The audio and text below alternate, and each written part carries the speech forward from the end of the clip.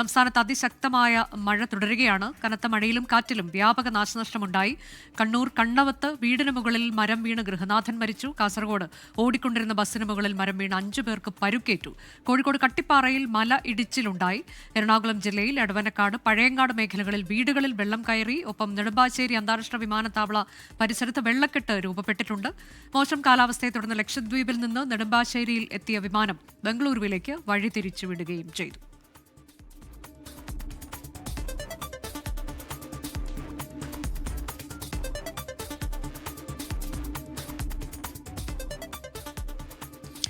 ഇന്ന് എല്ലാ ജില്ലകളിലും മഴ മുന്നറിയിപ്പുണ്ട്. 9 ജില്ലകളിൽ ഓറഞ്ച് അലേർട്ട് പ്രഖ്യാപിക്കുകയും ചെയ്തിട്ടുണ്ട്. നമ്മുടെ പ്രതിനിധികൾ വിവിധയിടങ്ങളിൽ നിന്ന് തത്സമയം വിശദാംശങ്ങളുമായി Alexa Muhammad, Gokul V Venugopal, Mithila Balan, Arun Parakkal, Toby Johnson, Vishnu Suresh, Rafi Karim, A V Jayasankar, Rahul Vijayan, Vipin C Vijayan എന്നിവർ തത്സമയം വിവിധയിടങ്ങളിൽ നിന്ന് വിശദാംശങ്ങളുമായി ചേരും. ആദ്യം ഞാൻ പോകുന്നത് അലക്സ മുഹമ്മദിലേക്കാണ്. അലക്സ്, കാലാവസ്ഥാ മുന്നറിയിപ്പ് പ്രകാരം വരും മണിക്കൂറുകളിലും വരും ദിവസങ്ങളിലും ശക്തമായ മഴ തുടരുമെന്നതാണ്. ഇന്നിപ്പോൾ 9 ജില്ലകളിൽ ഓറഞ്ച് അലേർട്ടാണ്. അതായത് അതിശക്തമായ മഴയ്ക്ക് സാധ്യതയുണ്ട് മിക്ക ജില്ലകളിലും. മറ്റ് ജില്ലകളിൽ യെല്ലോ അലേർട്ട് എന്നതാണ്. ഒപ്പം തന്നെ മഴക്കെടുതിയും അതിരൂക്ഷമാണ്. ഏറ്റവും പുതിയ കാലാവസ്ഥാ മുന്നറിയിപ്പ് എങ്ങനെയാണ്? അനുജ, സംസ്ഥാനത്ത് ഇന്ന് അതിശക്തമായ മഴയും കാറ്റും തുടരാൻ സാധ്യതയുണ്ടെന്നാണ് കേന്ദ്ര കാലാവസ്ഥാ വകുപ്പ് അറിയിക്കുന്നത്.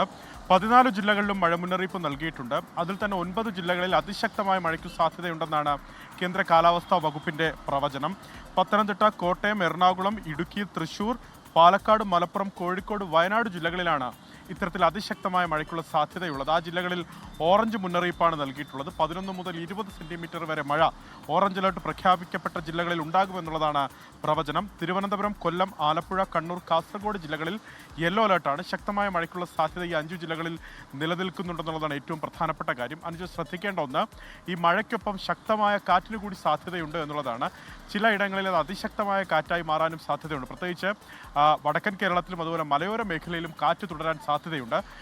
മണിക്കൂറിൽ പരമാവധി 50 മുതൽ 60 കിലോമീറ്റർ വരെ വേഗതയിൽ വീശിയടിച്ചേക്കാവുന്ന കാറ്റിനാണ് സാധ്യത. ചില ഘട്ടങ്ങളിൽ അത് 70 കിലോമീറ്റർ വരെ വേഗത കൈവരിച്ചേക്കാം. പൊതുജനങ്ങൾ ജാഗ്രത തുടരണമെന്ന് സംസ്ഥാന ദുരന്ത നിവാരണ അതോറിറ്റി അറിയിക്കുന്നുണ്ട്. അതിന്റെ പ്രധാനപ്പെട്ട കാരണം ഈ ശക്തമായ കാറ്റിൽ മരങ്ങൾ കടപുഴകി വീണുകൊണ്ടുള്ള അപകടങ്ങൾ സംസ്ഥാനത്തിന്റെ പലയിടങ്ങളിൽ റിപ്പോർട്ട് ചെയ്യുന്നുണ്ട്. അതിനാൽ പൊതുജനങ്ങൾ ജാഗ്രത പാലിക്കണം എന്നുള്ളതാണ് പ്രധാനപ്പെട്ട മുന്നറിയിപ്പായി വരുന്നത്. നാളെ മുതൽ അടുത്ത 3 ദിവസവും മധ്യ കേരളത്തിലും വടക്കൻ കേരളത്തിലെയും കൂടുതൽ ജില്ലകളിൽ ശക്തമായ മഴയ്ക്കുള്ള സാധ്യതയുണ്ട്. ആ ജില്ലകളിൽ യെല്ലോ മുന്നറിയിപ്പ് നൽകുകയും ചെയ്തിട്ടുണ്ട്. തീരവുമായി ബന്ധപ്പെട്ടും പ്രധാനപ്പെട്ട ജാഗ്രത പുറപ്പെടുവിക്കുന്നു.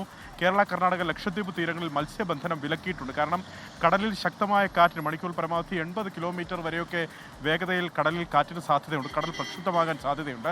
അതിനാൽ മത്സ്യത്തൊഴിലാളികൾ കടലിൽ പോകരുത്, മീൻപിടുത്തത്തിന് പോകരുത് എന്നുള്ളതാണ് മുന്നറിയിപ്പ്. കേരള തീരത്ത് ഉയർന്ന തിരമാലയ്ക്കുള്ള സാധ്യത നിലനിൽക്കുന്നുണ്ട്.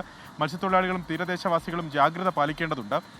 ഇതിൻ്റെ പ്രധാനപ്പെട്ട കാരണമായി കേന്ദ്ര കാലാവസ്ഥാ വകുപ്പ് പറയുന്നത് ജാർഖണ്ഡ്, ഛത്തീസ്ഗഡ് തീരമേഖലയിൽ ഒരു തീവ്ര ന്യൂനമർദ്ദം സ്ഥിതി ചെയ്യുന്നുണ്ട്. ഇതിൻ്റെ സ്വാധീനമായി ഗുജറാത്ത് തീരം മുതൽ വടക്കൻ കേരള തീരം വരെ ഒരു ന്യൂനമർദ്ദ പാത്തിയും നിലനിൽക്കുന്നു.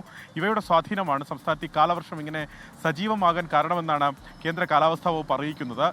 ഈ മലയോര മേഖലകൾ, പ്രത്യേകിച്ച് മലയോര ജില്ലകൾ, ഇടുക്കി പോലുള്ള ജില്ലകൾ, വയനാട്, കോഴിക്കോട് പോലുള്ള ജില്ലകളുടെ മലയോര മേഖലകൾ, കാസർഗോഡ്, കണ്ണൂർ പോലുള്ള ജില്ലകളുടെ മലയോര മേഖലകളിലൊക്കെ പ്രത്യേക ജാഗ്രത ഈ ഘട്ടത്തിലും തുടരേണ്ടതുണ്ട്. കാരണം കഴിഞ്ഞ ദിവസങ്ങളിലൊക്കെയായി കൂടുതൽ മഴ ലഭിക്കുന്ന ഇടങ്ങളാണ്. മലവെള്ളപ്പാച്ചിലും ഉരുൾപൊട്ടലും മണ്ണിടിച്ചിലും ഒക്കെ ആ മേഖലകളിൽ സാധ്യത കൂടുതലാണ്. ഓറഞ്ച് അലർട്ട് പ്രഖ്യാപിക്കപ്പെട്ട ജില്ലകളിൽ റെഡ് അലർട്ടിന് സമാനമായ ജാഗ്രത തുടരേണ്ടതുണ്ട്. അനുജ.